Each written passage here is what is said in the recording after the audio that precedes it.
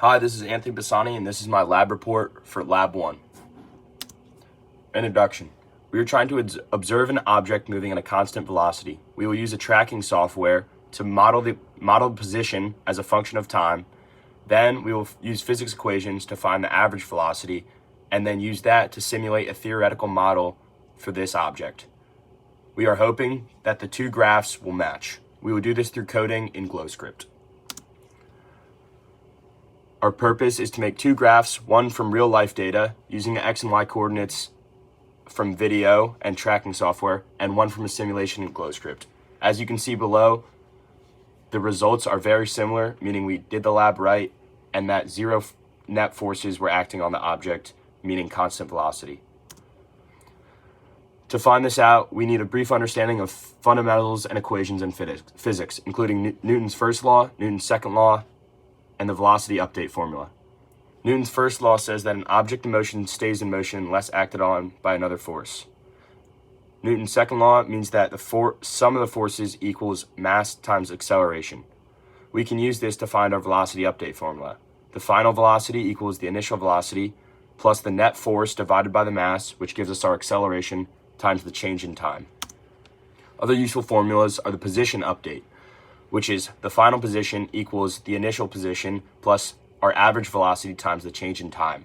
This is what we will ultimately use in GlowScript to make our new graph. To find average velocity, we simply do the change in position over the change in time, which we will use shortly. For our experiment, the system was a marker rolling on a flat surface, meaning the surroundings were a table, which induced friction, and the atmosphere, which induced air resistance or drag. To find the data points, we used a tracking software called Tracker to model frame by frame the position and timestamp of the marker. Then we used GlowScript, a prediction model, to run our code and simulate this system again. Here are assumptions, meaning our possible sources for error. First, we assume that the marker moves in a straight line. We also assume that friction is negligible and that air resistance is negligible. Although it truly wasn't, our sample size was small enough where it had no meaningful effect on the results.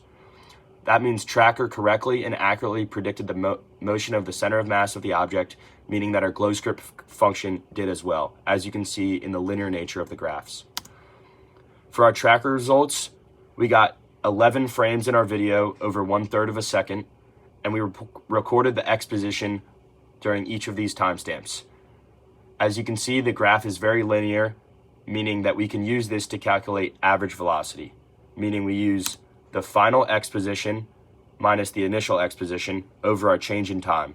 This gives us an average velocity of 0.027 meters per second. We can then put this into our code using the line below, meaning saying that our velocity vector equals our ball velocity equals the vector 0.027 meters per second in the X direction and no movement in the Y or Z direction, which makes sense. Then we use this line to plug into our updated position formula. Our final ball position equals our initial ball position times our change in time times the velocity vector I just showed, which gives us our final ball position. Our T equals our time plus delta T, meaning a small increment increase in time per data point. These lines here plot the data on a graph for easy understanding. Here are the results. This is the graph made in Python, and this is the graph using the data points and integrated in Excel. They show the same result. Here's our data set comparison. Both were linear. Both show generally the same average velocity, even though a small difference in starting points. This is because of human error and possibly tracker error, meaning that we did not calibrate the system perfectly. Our time sample was small enough where friction had little effect on the system. A linear slope in a position versus time graph means that there were no net forces acting on the object. What if the axes were different? The speed would be the same because it is just a scalar, but the velocity would be in the opposite direction. This means friction would also act in the opposite direction, and our graph slope would be in the negative direction.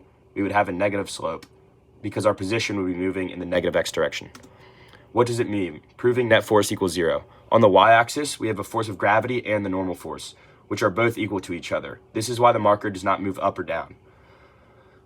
On the x direction, our graph shows us that the net forces, if any, add up to 0 or are 0. Conclusion. Newton's second law is true. Objects in motion stay in motion when they're not acted on by another force. We prove this through tangible data, meaning our tracker and our coded data, our simulated data. Thank you.